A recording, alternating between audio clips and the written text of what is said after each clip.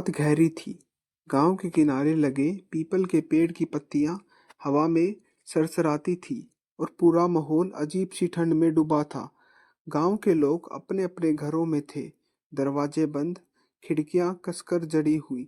लेकिन गांव के बीच में एक चीज हमेशा खुली रहती थी, पुराना कुआं। उस कुएं के बारे में कहते थे कि वो सिर्फ पानी का नहीं है, वो एक रास्ता है कहीं और का। और आज ठीक आधी रात को उस कुएं के भीतर से फिर वही आवाज आई, मुझे बाहर निकालो। ये आवाज सुनने वाला था आरव, 28 साल का, शहर में रहने वाला, जो 20 साल बाद अपने गांव लौटा था। उसके बचपन की यादों में ये कुआं हमेशा डर और रहस्य का मिश्रण था। दादी कहा करती थी, इस कुएं में झांकना मत बेटा, वरना जो दिखेगा वो तुझे अपने पास बुला लेगा। लेकिन आज उस आवाज ने उसके पैरों को खुद ब खुद कुएं की तरफ खींच लिया। चांदनी में कुएं का पानी काला और गहरा लग रहा था, जैसे कोई असीम खालीपन। आरव ने ऊपर से झांका और हैरान रह गया। पानी के नीचे उसे कुछ चमकता हुआ दिख रहा था, एक लोहे का दरवाजा। आरव ने सिर झटका। पागल हो गया हूं मैं, पानी के नीचे दरवाजा? लेकिन दिल मानने को तैयार ही नहीं था। वो वापिस घर आया, पर नींद आंखों से कोसों दूर थी। दादी का कमरा पास ही था। आरव ने सोचा शायद उन्हें इस बारे में बताना चाहिए, लेकिन जैसे ही उसने दादी के कमरे का दरवाजा खोला, खाली बिस्तर और तकिए पर एक कागज। अगर तूने आवाज सुन ली है तो कल रात तक गांव छोड़ दे। सुबह गांव में माहौल अजीब था। लोग आरव को देखकर बातें कर रहे थे, जैसे वो कोई अजनबी हो। वो बचपन के दोस्त कुणाल के पास गया। भाई, इस कुएं के बारे में सच क्या है? कुणाल ने घबराकर इधर उधर देखा, फिर धीमे से बोला, 20 साल पहले इसी कुएं में एक बच्चा गिरा था, समीर। लेकिन उसका शरीर कभी नहीं मिला। तब से हर 20 साल में कुएं से आवाज आती है, और जिसको ये सुनाई देती है वो बचता नहीं। आरव ने हंसने की कोशिश की, भूत प्रेत की कहानियां मत सुना। लेकिन कुणाल के चेहरे की गंभीरता ने उसके होठों की हंसी रोक दी। शाम होते होते आरव के दिमाग में एक ही ख्याल था, अगर सच में पानी के नीचे कुछ है तो देखना तो पड़ेगा। उसने गांव के पुराने दुकान से रस्सी, टॉर्च और एक छोटा लोहे का डंडा लिया। आधी रात, फिर वही आवाज, मुझे बाहर निकालो। आरव ने रस्सी कुएं में डाली और धीरे धीरे उतरने लगा। ठंडी हवा, अंधेरे में बढ़ता पानी का शोर और दिल की धड़कन सब तेज हो गए थे। पानी में उतरते ही आरव को महसूस हुआ, ये पानी ठंडा नहीं बल्कि बर्फ जैसा जमने वाला था। टॉर्च की रोशनी में उसने देखा, नीचे सच में एक पुराना लोहे का दरवाजा था। दरवाजे पर अजीब सी आकृतियां खुदी थी, जो इंसानी चेहरे जैसी लग रही थी, कुछ हंसते हुए, कुछ चीखते हुए। जैसे ही उसने दरवाजे को छुआ, अचानक आवाज बदल गई, अब तू भी नीचे आ। जैसे ही आरव का हाथ उस ठंडे लोहे के दरवाजे को छुआ, पानी अचानक स्थिर हो गया। एक पल पहले तक पानी में हलचल थी, अब सब शांत, इतना शांत कि आरव को अपनी धड़कन कानों में सुनाई देने लगी। दरवाजा बिना किसी जोर के धीरे धीरे खुला। अंदर से पानी के जगह धुंध उठने लगी। ये कैसे मुमकिन है, आरव ने सोचा। कुएं के नीचे पानी नहीं बिल्कुल, बल्कि एक सुरंग थी। वो डंडा पकड़कर धीरे धीरे अंदर बढ़ा। दीवारें पत्थर की थी, लेकिन उन पर नमी नहीं थी, बल्कि खून जैसे धब्बे थे। हर कुछ कदम पर पुराने खिलौने, टूटे बर्तन और जंग लगे ताले पड़े थे। अचानक पीछे से लोहे का दरवाजा धम से बंद हो गया। आरव ने पलट कर देखा, दरवाजा बंद था, लेकिन पानी वापस नहीं आया। अब वो पूरी तरह इस अजीब जगह में फंस चुका था। कुछ देर चलते हुए उसे दूर एक रोशनी दिखी। वो पास गया तो देखा, दीवार पर पुरानी तस्वीर टंगी थी। हर तस्वीर में गांव के लोग थे, लेकिन हर फोटो के निचले हिस्से में एक तारीख लिखी थी। और अजीब बात ये कि आखिरी तस्वीर में उसका अपना चेहरा था, आज की तारीख के साथ। आरव की सांस अटक गई। ये तो कोई खेल है ना? तभी पीछे से किसी के फुसफुसाने की आवाज आई, अभी तो शुरू हुआ है। वो झटके से पलटा। अंधेरे में एक परछाई खड़ी थी, उसकी आंखें धुंध में लाल लाल चमक रही थी। आरव ने टॉर्च उस पर डाली, चेहरा धुंधला, लेकिन होठ हिल रहे थे। 20 साल मैं तेरा इंतजार कर रहा था। आरव पीछे हटने लगा, लेकिन उसके पैरों के नीचे की जमीन अचानक धंस गई। वो नीचे गिरा और पानी में आ गिरा। लेकिन ये पानी ठंडा नहीं, बिल्कुल गर्म और गाढ़ा था, जैसे खून। चारों ओर अजीब फुसफुसाहटें। भाग मत, तेरा नंबर आ चुका है। वो हाथ पाँव मारकर किसी तरह किनारे पर पहुंचा। वहां लकड़ी का एक पुराना दरवाजा था, जो खुद ब खुद खुल गया। अंदर एक छोटा कमरा था, बीच में मिट्टी का ढेर, और उस पर रखा था एक जंग लगा संदूक। संदूक पर धूल जमी थी, लेकिन उस पर उंगली से किसी ने ताजा लिखा था, आरव। आरव कांपते हाथों से ताला खोलने लगा। तभी पीछे से वह परछाई बोली, इसे खोल और सब खत्म, या फिर बंद छोड़ और जिंदा रहे।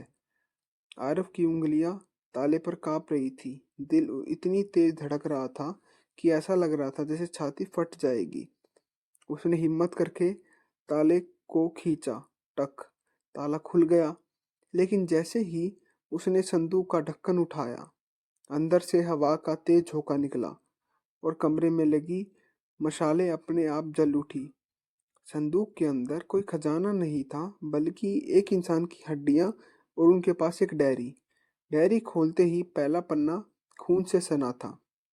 आरव ने पढ़ना शुरू किया। अगर तुम ये पढ़ रहे हो तो समझ लो कि तुम अगला हो। 20 साल पहले मुझे भी इस कुएं ने बुलाया था। मैं भाग नहीं सका, और अब मेरी जगह तुम्हारी है। उसकी सांस रुक गई। तभी पीछे से वही लाल आंखों वाला साया धीरे धीरे आके बढ़ा। अब तू बाहर का रास्ता ढूंढ सकता है, लेकिन एक शर्त है।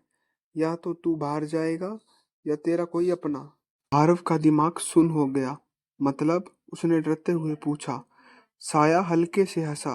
तेरे घर, तेरे गांव, सबको मैंने देख लिया है। किसी एक को यहाँ छोड़ दे तो तू बच जाएगा, वरना तू आज रात यहीं का हो जाएगा। आरव के हाथ से डायरी गिर गई।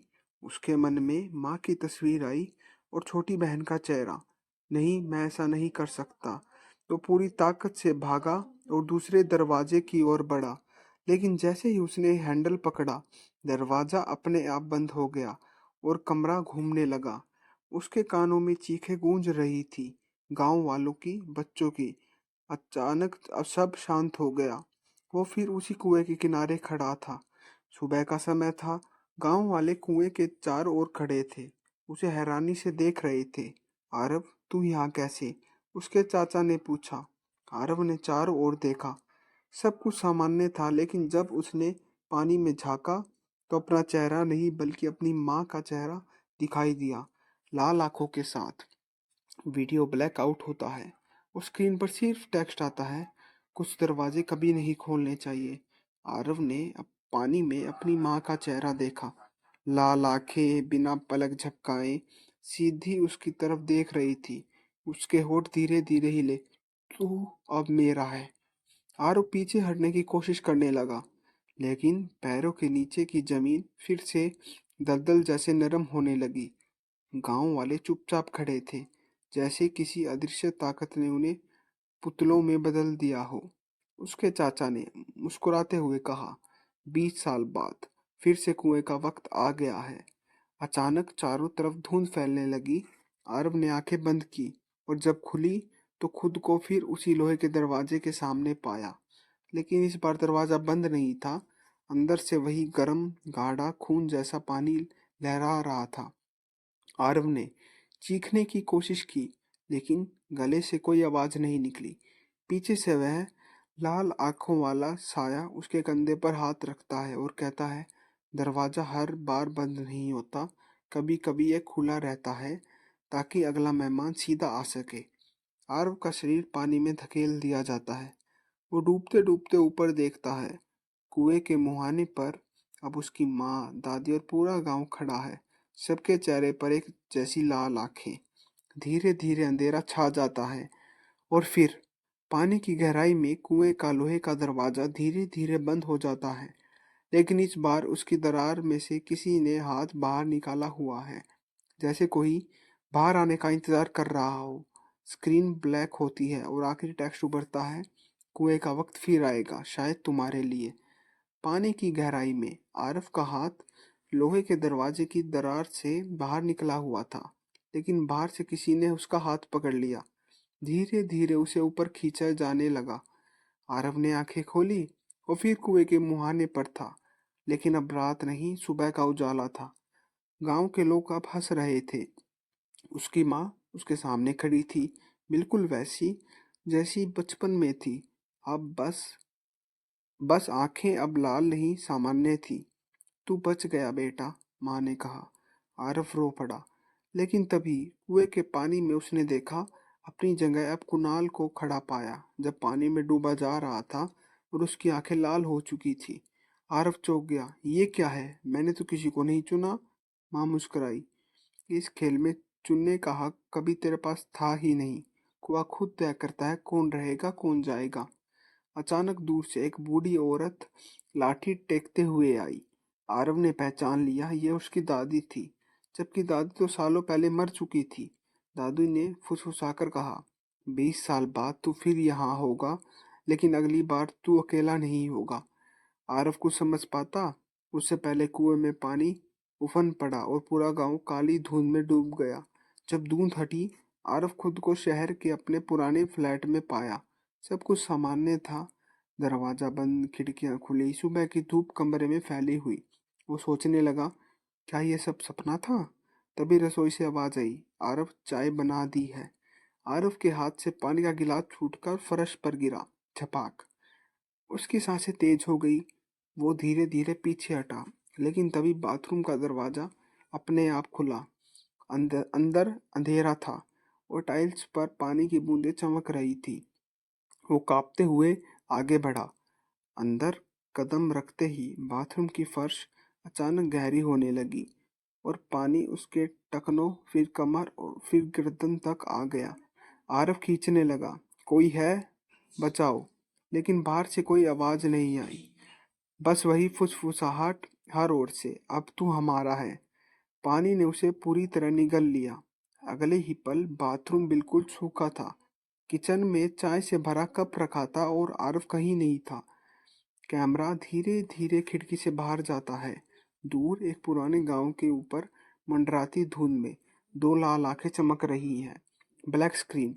टेक्स्ट उभरता है, कहानी खत्म नहीं हुई, बस अगला दरवाजा खुलने का इंतजार है।